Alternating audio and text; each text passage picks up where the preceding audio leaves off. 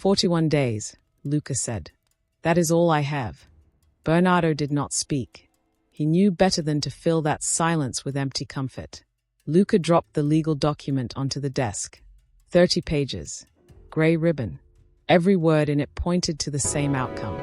If he did not marry before his 42nd year, the estate, 4,000 acres of Tuscan land, the olive groves, the vineyards, the ironworks, and every family that depended on all of it, would pass directly to his cousin Rodolfo, a man who had never once visited, a man who knew nothing about the people who lived and worked on that land.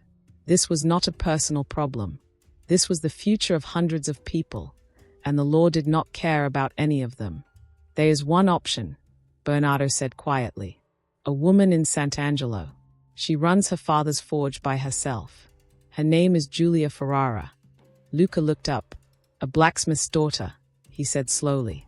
Yes, Your Grace. Luca was quiet for a long moment. Then he said something that Bernardo did not expect at all.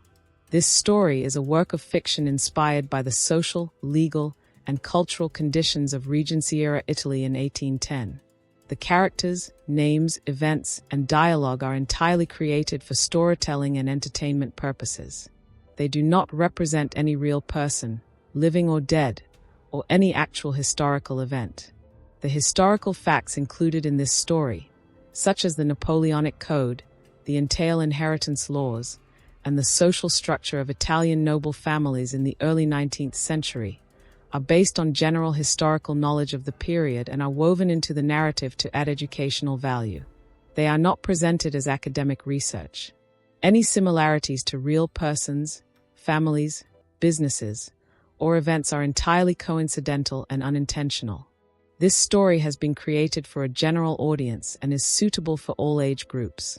It contains no graphic content, no explicit material, and no imagery intended to offend any individual, culture, nationality, or community. The purpose of this production is to entertain, educate, and inspire thoughtful conversation about universal human values, including honesty, fairness, and the courage to choose what is right over what is comfortable. All rights to this script and its content belong to the channel producer. He rode to Sant'Angelo the very next morning. He did not send a letter ahead. He did not announce his arrival. He simply came, alone, without the crest on his carriage door, without his secretary, without any of the things that usually announced what he was before he had to say a word. The forge was already running when he arrived. He could hear it before he could see it.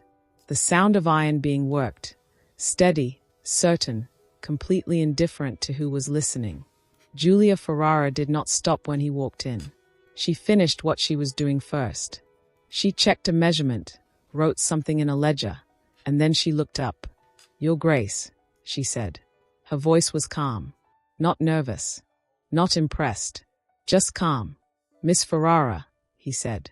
"I will come straight to the point." "Please do," she said. He told her everything. The entail, the 41 days, the cousin called Rodolfo waiting in Venice. He told her what he was offering, her family forge protected, all outstanding trade debts cleared, the security of the Carnivale name behind her. He laid it out the way he laid out every contract.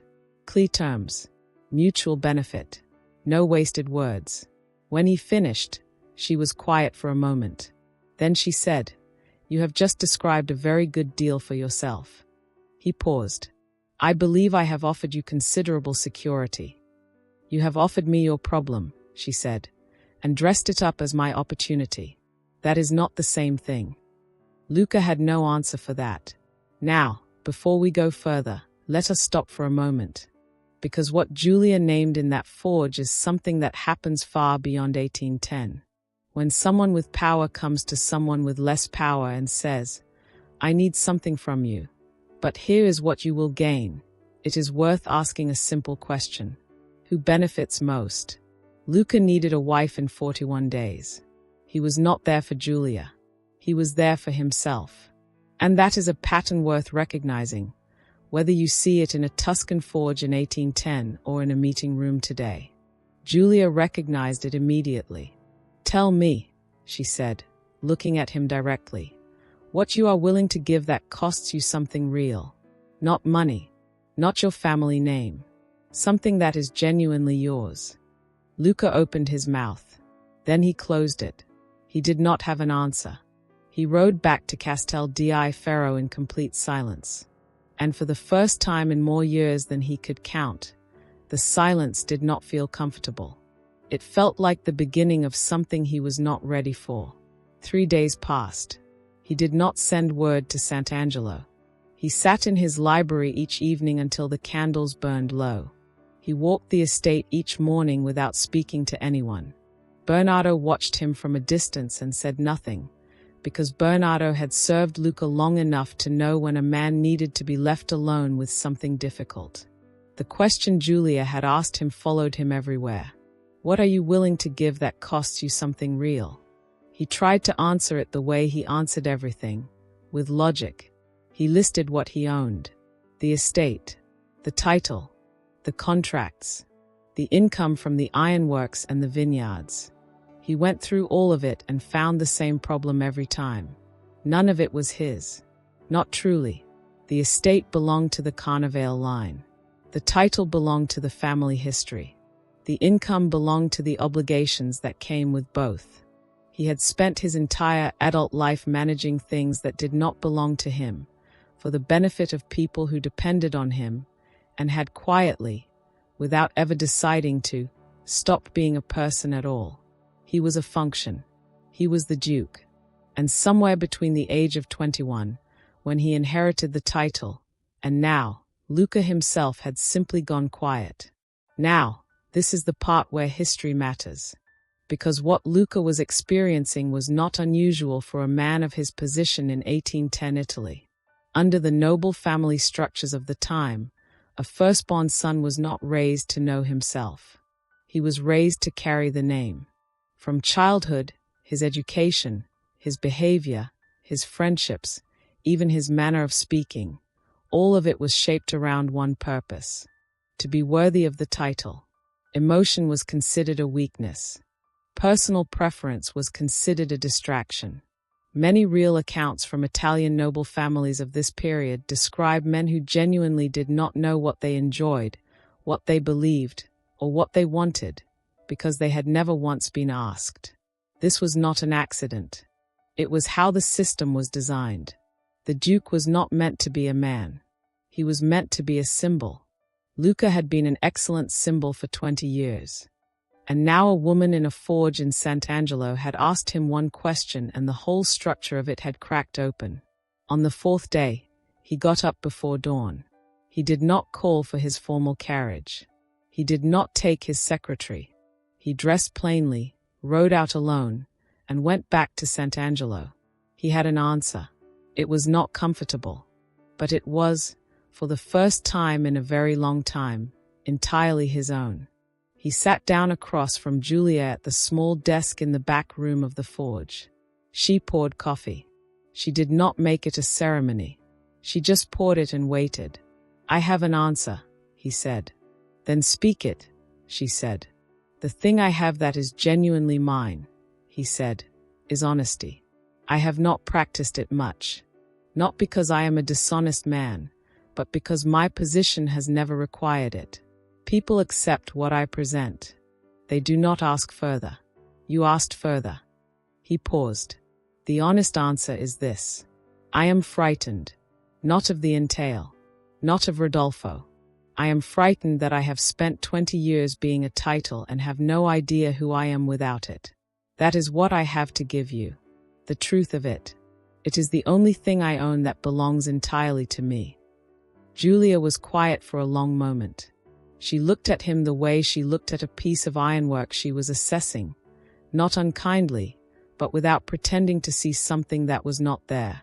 Then she said, "That is enough to begin with." They agreed on terms, but the terms were hers. Her name on the forged deeds. Her right to continue managing the ironworks independently. Her decisions protected not as a favor from him, but as a right written into the agreement. Luca agreed to every condition, not reluctantly. He agreed because she had asked for fairness, and he had finally understood what fairness actually required of him. They married on the 39th day, not in the great Duomo of Florence, not with a procession of noble carriages or a gathering of the Florentine peerage. They married in the small stone church of Sant'Angelo, with Bernardo and one of the forge workers standing as witnesses, on a quiet morning when the hills outside were still covered in autumn mist. Now here is what that choice actually meant in 1810 Italy. When a Duke of Lucca's standing married outside the nobility, married a tradesperson's daughter without apology or explanation, he was not simply making an unconventional choice. He was reclassifying himself in the eyes of Florentine society. The highest tier of social gatherings would become closed to him. Political alliances built on family connections would cool. Aristocratic contracts that depended on mutual social standing would be quietly withdrawn. This was not gossip. This was consequence. Real, financial, social, permanent consequence. Men of Lucca's rank understood this, which is precisely why so few of them ever made a choice like his. He made it anyway. The whispers began within the week. Doors in Florence that had always been open to the Carnivale name were suddenly slow to answer. And Lucca sat in his library at Castel di Ferro, in the same chair where he had always sat alone, and felt something he had not felt in 20 years. He felt like himself. Giulia did not wait to be shown how things were done at Castel di Ferro. She simply began. Within her first month managing the ironworks, she found 3 separate problems in the pricing structure that had been costing the estate money for years. She did not make a presentation of it. She fixed them, recorded the changes, and moved forward. She renegotiated the raw iron supply contract directly with the supplier in Florence, a conversation that left the supplier briefly speechless and subsequently very cooperative. She hired 2 young men from the tenant families on the estate. Men who had no clear path forward, no training, no opportunity. She trained them herself, with the same patience and precision she had applied to her father's forge since she was a girl. Bernardo, who had served Castel di Ferro for 30 years and had seen many things, told Lucca quietly one evening that it was the most capable management he had witnessed in his entire time at the estate. Lucca said nothing. He just nodded. But he stood at the window for a long time after Bernardo left the room. The Florentine nobility did not welcome Giulia quickly. 3 full seasons passed before certain doors began to open again. And they opened not because society changed its values, but because the Castel di Ferro Ironworks contract with the Florentine Civic Commission became the largest of its kind in the province. Practical men, it turned out, found their opinions about a woman's background far easier to revise when her results were impossible to argue with. Rodolfo di Castel di Ferro received his letter informing him that the entail had been superseded. He did not reply. Within a season, nobody mentioned his name at all. But here is the question this story leaves open. We know what Giulia built. We know what Lucca chose. What we do not know, what history does not tell us, is whether Lucca ever found a full answer to the question she asked him that first morning at the forge. What kind of man do you wish to become? He changed. That much is clear. But did he ever find the words for it? Did he ever sit across from Giulia and say, "This is who I am now, and I am certain of it"? That answer belongs to you. This story is set in 1810, but the things it is about are not old at all. The first thing it teaches is this: sacrifice is not always about losing something dramatic. Sometimes it is simply about choosing what is right when choosing what is easy was still available to you. Lucca had options. He could have found a quieter arrangement. He could have managed the situation in a way that cost him nothing socially and offended nobody. He chose differently. And that choice, the one that cost him the approval of an entire social class, is the one that gave him back something he had lost without noticing: himself. The second thing this story teaches is something Giulia understood from the very first conversation. When someone with power presents their need as your opportunity, slow down. Look carefully at who benefits most. Giulia did not reject Luca because he was wrong as a person. She rejected the terms because they were unfair. And that single act of refusing an unfair contract changed the entire direction of both their lives. The third thing is the simplest. Growth is not something you announce. It is something you prove, slowly, at personal cost, with no guarantee that anyone will notice or reward you for it. Luca did not change because it was convenient. He changed because one honest question, asked by a woman covered in iron dust in a small Tuscan forge, reached a place in him that 20 years of duty had buried completely. That question is still worth asking today. What are you willing to give that costs you something real? If this story stayed with you, if it made you think, please subscribe to our channel. Every week we bring you stories like this one. Stories that entertain, educate, and leave you with something worth carrying forward. Press the subscribe button now. We do not want you to miss what comes next. I created this story because we so easily forget that behind the pressed tailcoats and candlelit estates of 1810, they were real human beings living inside systems that gave them almost no room to breathe. This narrative was inspired by the genuine legal and social conditions of Napoleonic Italy, a world that has been romanticized in countless dramas but rarely examined for what it truly cost the people living inside it. When Napoleon's forces swept through the Italian peninsula in the early 1800s and imposed the Napoleonic Code across territories including Tuscany, they did not just redraw political borders. They redrew the borders of people's lives. Who could inherit? Who could own?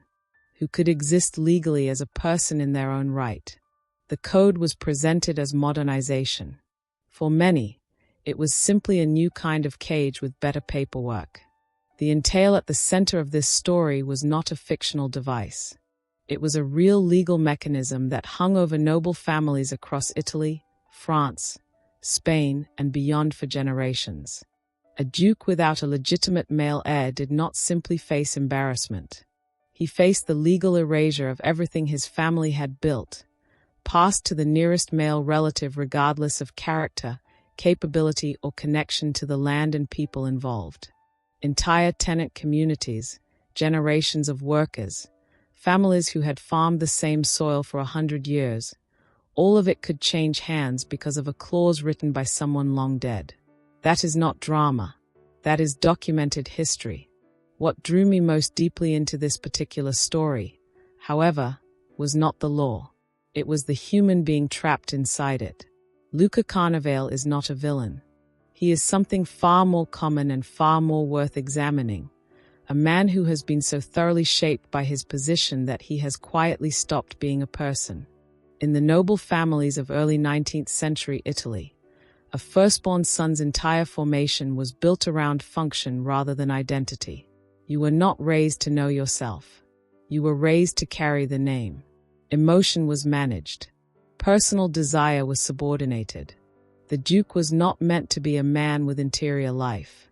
He was meant to be a symbol that walked and signed documents and made advantageous decisions on behalf of the bloodline.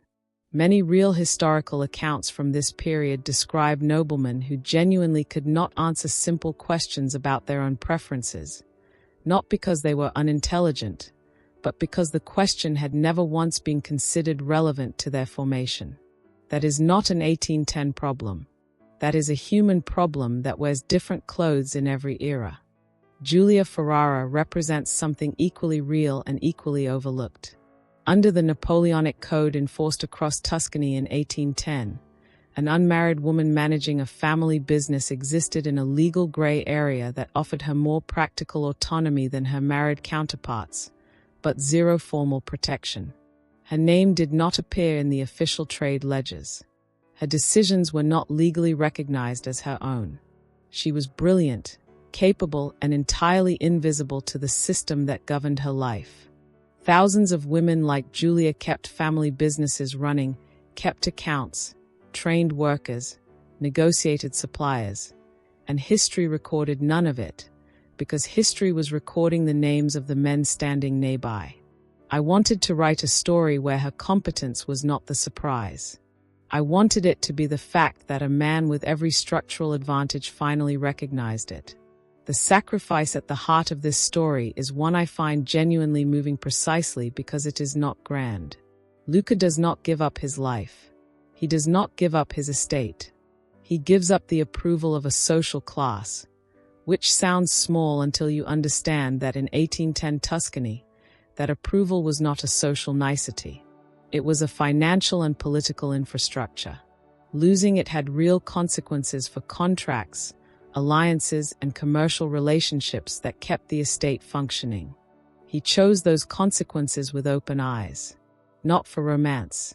Because one woman refused to accept an unfair contract and asked him a question he could not answer dishonestly. What are you willing to give that costs you something real? I think about that question often. I think it is one of the most important questions a person can sit with, not just in the context of love or marriage, but in the context of how we move through the world generally. How much of what we do is genuine, and how much is performance for audiences we have stopped consciously choosing. History is full of people who performed their roles so completely that they disappeared inside them. It is also full of people, quieter, less recorded, harder to find in the official accounts, who refused to, who held their ground in small rooms and asked inconvenient questions and changed the direction of things by simply declining to be treated as instruments. This story is for both of them. It is a reminder that real strength is not found in the size of your estate or the weight of your title or the number of doors that open when your carriage arrives. It is found in the moment you choose honesty over approval, fairness over convenience, and another person's dignity over your own comfort. That is not a lesson from 1810. That is a lesson from every single era that has ever existed, including this one.